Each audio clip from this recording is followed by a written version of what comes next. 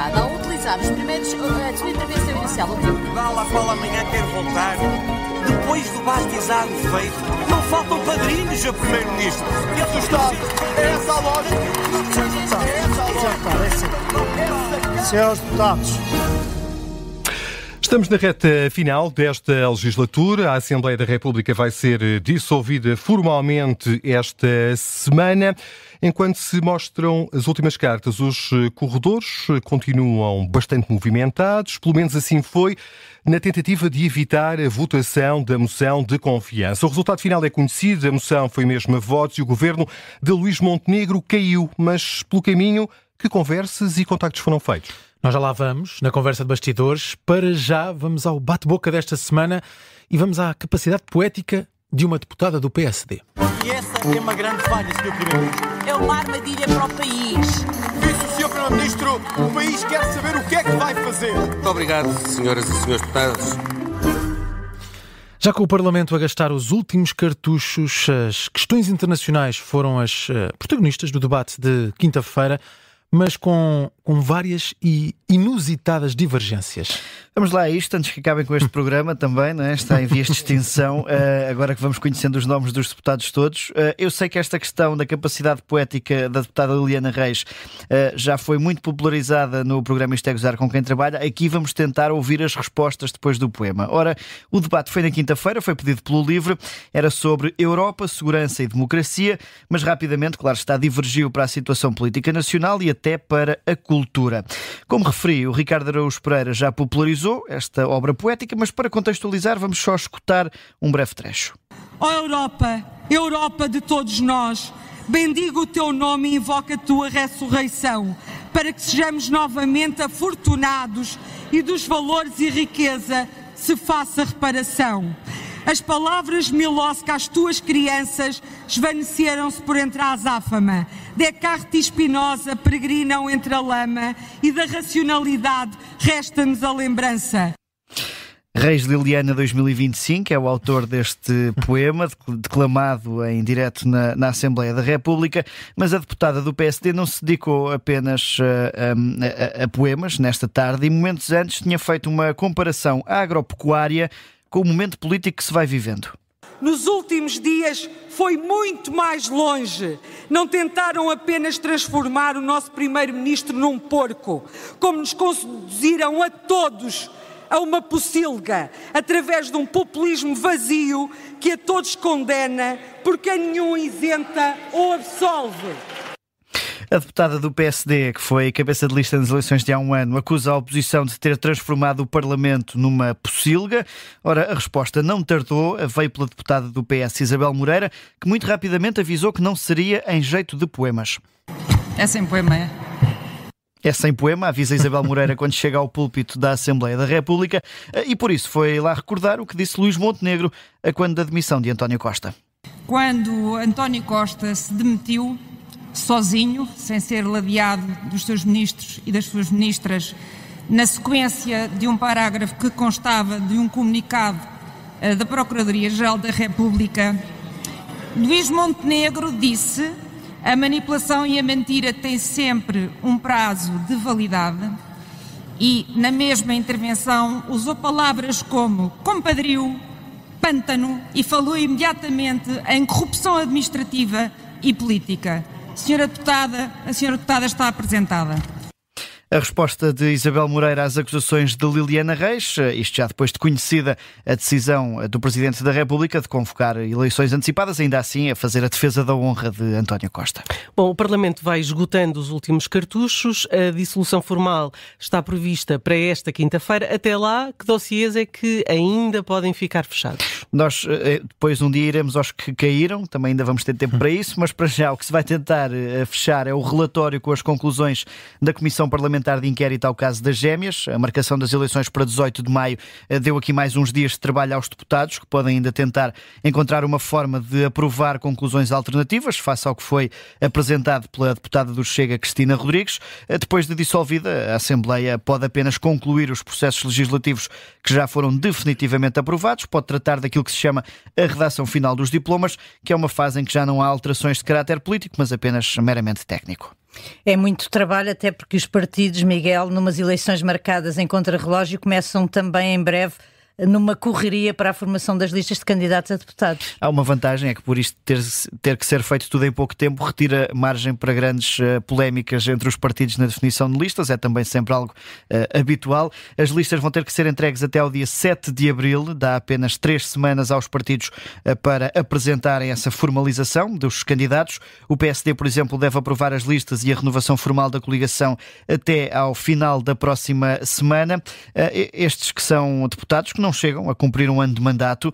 A Guiar Branco, por exemplo, foi eleita 27 de março do ano passado, vai ficar a uma semana de assinalar esse ano de mandato. Os deputados tomaram posse um dia antes, a 26 de março, não cumprindo assim sequer 365 dias antes da dissolução oficial do Parlamento. Até lá ainda podem surgir novidades. Já lá vamos. Para já, os destaques da semana com o deputado pela Positiva.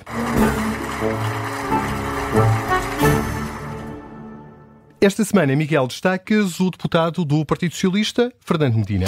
Dentro da direção não devem concordar, isto porque Fernando Medina apresentou de forma surpreendente uma declaração de voto à rejeição da moção de confiança ao Governo. O deputado e ex-ministro das Finanças avisou o plenário ao mesmo tempo em que avisou Pedro Nuno Santos, ou seja, o líder do PS não foi avisado com antecedência. O destaque pela Positiva vai pela capacidade de posicionamento. A entrevista à Antena 1, Medina disse que se devia ter feito mais para evitar a crise política e quis sinalizar isso. Não deixa de ser um posicionamento face ao futuro. Se toda a estratégia de Pedro Nuno Santos falhar, Medina pode sempre dizer que avisou. É algo que Pedro Nuno fez no passado com António Costa e também normal em partidos de poder, diga-se, e abre também uma curiosidade para a forma como Pedro Nuno Santos vai lidar com o legado de António Costa nas próximas listas de deputados. Há um ano, praticamente todos os governantes que quiseram foram candidatos a deputados. Veremos agora se ainda existirá essa vontade de agregar todos, mesmo os que em surdina têm sido críticos do atual secretário-geral. Fernando Medina, destaque desta semana pela Positiva. Vamos agora ao deputado com sinal menos.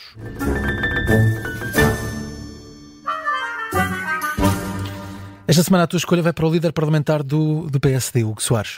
É uma repetição face à semana passada. Vamos aqui de moção em moção. Na semana passada a crítica foi pela forma como decorreu o debate da moção de censura, agora pelo debate da moção de confiança. Enfim, a fita do tempo, a história do debate já foi contada e recontada e o sinal menos vai sobretudo porque Hugo Soares e também Luís Montenegro são dois parlamentares muito experientes, conhecem bem o funcionamento daquela casa e mesmo assim Hugo Soares ensaiou ali números como tentar marcar em direto uma reunião entre o primeiro-ministro e o líder da oposição, perante a recusa de Pedro Nuno Santos. Mais tarde foi o Governo a tentar negociar a forma como se faz uma comissão de inquérito, ou melhor dizendo, uma comissão parlamentar de inquérito, portanto é o Parlamento que decide como e porquê, e tudo culminou um bocadinho com aquela imagem que a RTP bem destacou numa peça de Pedro Duarte a tentar ligar a Pedro Nuno Santos, que deixou o Governo pendurado pelo menos ao telefone.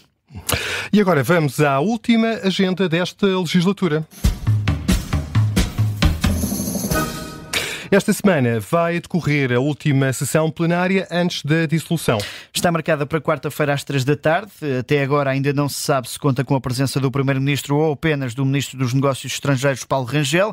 O debate que vai decorrer é de preparação para o Conselho Europeu. Luís Montenegro ainda está a decidir se tem ou não agenda para ir ao Parlamento ou se tem ou não vontade. Ele que tem sido criticado por deixar os desafios internacionais para segundo plano nesta governação. Veremos se na quarta-feira quer dar um sinal diferente. Será o último plenário antes de Marcelo Rebelo de Sousa assinar o decreto de dissolução. Antes disso, já amanhã à tarde, a Comissão Parlamentar de Inquérito ao tratamento das gêmeas luso-brasileiras vai tentar aprovar o relatório final. Todos os partidos criticam o documento preliminar redigido pela deputada do Chega, Cristina Rodrigues. O PSD apresentou um relatório sombra, são perto de 400 páginas. Aqui o PS diz que é impossível de ler a tempo.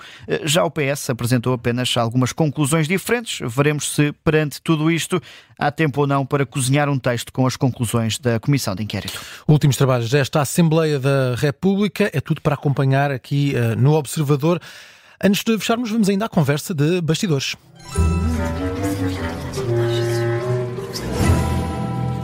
O fim deste governo fica marcado por uma hora final em que o CDS pediu a suspensão do debate da moção de confiança para se tentar chegar a um acordo com o governo. Que conversas e que movimentações é que existiram durante esses 60 minutos, Miguel? Foram ensaiadas poucos dias antes do debate e antes desses 60 minutos finais, mas nunca chegaram a bom porto. Antes do arranque do debate, Hugo Soares ensaiou um contacto com a homóloga do PS, Alexandra Leitão, para dar conta da disponibilidade para suspender a moção caso o PS dissesse o que queria saber sobre a Spinum Viva e definisse também um prazo para ter essas respostas. Ora, a resposta de Alexandra Leitão a Hugo Soares ditou o tom de todo o debate. Montenegro devia dar o primeiro passo, retirar a moção de confiança e aceitar a comissão de inquérito. As tentativas continuaram já durante o plenário, com contactos feitos por Hugo Soares a Pedro Nuno Santos, através do tal sistema telefónico interno do Parlamento que Ricardo Araújo Pereira já apelidou de linha PNS 24 e que, como já aqui referi, Pedro Duarte também tentou utilizar sem sucesso. O PS só aceitava falar depois desse sinal de Luís Montenegro, que era retirar a moção de confiança. E, entretanto, Pedro Nuno Santos foi sempre rejeitando as tentativas de aproximação do PS. Hugo Soares tentou o inusitado número de suspender a sessão, mas foi rejeitado, até que o CDS obrigou mesmo o Miguel à suspensão do debate e foi aí que começou a hora final de tentar chegar a um acordo. O CDS utilizou um direito putestativo, portanto obrigatório, para suspender o debate. As bancadas da direita rapidamente se esvaziaram, enquanto à esquerda Pedro Nuno Santos, em maior parte da bancada do PS, acabou por ficar pelo hemiciclo, com o líder do PS ao telefone, mãos a tapar a boca para que nada pudesse ser percebido. Minutos depois, muitos foram os deputados que continuaram na sala das sessões, mas Pedro Nuno foi até ao gabinete do grupo parlamentar, onde se fechou na sala da líder parlamentar perante um entrar e sair constante de membros da direção do partido, do núcleo duro. Nessa altura já não era Hugo Soares que ia fazendo os contactos ou procurando aproximações, mas sim a Pedro Duarte, o ministro dos Assuntos Parlamentares, que já tinha tentado chegar a acordo durante o debate, com várias propostas sobre os detalhes de uma comissão parlamentar de inquérito, foi o responsável por manter também esses contactos em privado. Ainda assim, apesar dos contactos, o PS fez saber e quis fazer saber de forma oficial que não estavam a existir negociações à porta fechada com o Governo ou com o PSD. Durante o processo, o observador sabe também que Luís Montenegro e Pedro Nuno Santos nunca falaram diretamente um com o outro, as conversas nunca chegaram a ser ao mais alto nível, e enquanto tudo isto acontecia, numa hora final de negociações sem grandes expectativas, os deputados dos vários partidos iam conversando pelos corredores, fazendo apostas sobre o que podia acontecer, enquanto outros, menos interessados no futuro político, iam comentando o resultado do jogo entre o Barcelona e o Benfica, que também já não estava propriamente favorável aos encarnados. Ainda antes da retoma dos trabalhos, Pedro Duarte, aliás, atirou a toalha ao chão em nome do Governo e, minutos antes de regressar ao plenário, falou aos jornalistas para se dizer triste e desiludido com a liminar recusa do PS em chegar a um entendimento. Ora, e para além dos deputados que andavam pelos corredores, também outro protagonista optou por estar à margem deste processo. Foi o presidente do CDS, Nuno Melo, que passou essa hora na sala do grupo parlamentar centrista, ao invés de estar na sala do Governo, com os restantes membros do Executivo. O Parlamento tem uma sala destinada aos membros do Governo, perto do plenário. É por lá que se reúnem e ficam antes de serem ouvidos em comissões ou antes dos plenários. Nuno Melo, desta vez, optou por ir também passeando um pouco pelos corredores, enquanto o núcleo mais próximo de Luís Montenegro estava reunido, e juntou-se depois a Paulo Núncio e João Almeida na sala do grupo parlamentar do CDS. Acabou até Nuno Melo por regressar ao plenário antes dos restantes colegas que ainda se encontravam na sala do Governo. Não ficou claro de que forma, ou se de alguma forma, Nuno Melo foi ouvido por Luís Montenegro durante este processo. O que se sabe é que o líder do CDS e parceiro de coligação do PSD não foi um dos que esteve na reunião do núcleo político do Executivo no dia 1 de março, antes daquela declaração de Luís Montenegro ao país e antes do Conselho de Ministros Extraordinário. Nuno Melo ficou na sala enquanto Luís Montenegro estava reunido com o núcleo duro.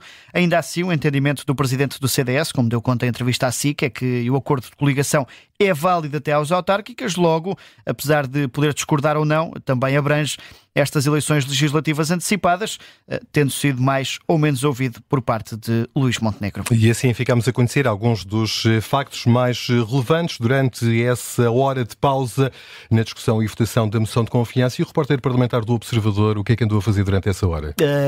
Não foi a fumar, porque não fumo, foi a escutar atrás das paredes. Para tentar perceber o rumo dessas negociações que acabaram por não chegar a bom porto. A moção de confiança foi mesmo chumbada, o país vai para eleições. Porque, deixa-me só acrescentar este detalhe curioso, Miguel, as filas dos bares estavam impossíveis. Pois, tu deste conta disso mesmo, em direto na altura, exatamente. Que foi um dos momentos mais relevantes da tarde.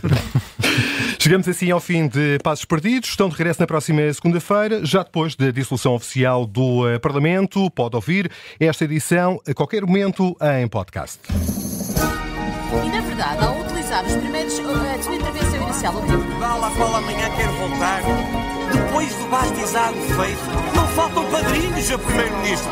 E a Estado, é essa a lógica? É essa a lógica. Senhores deputados,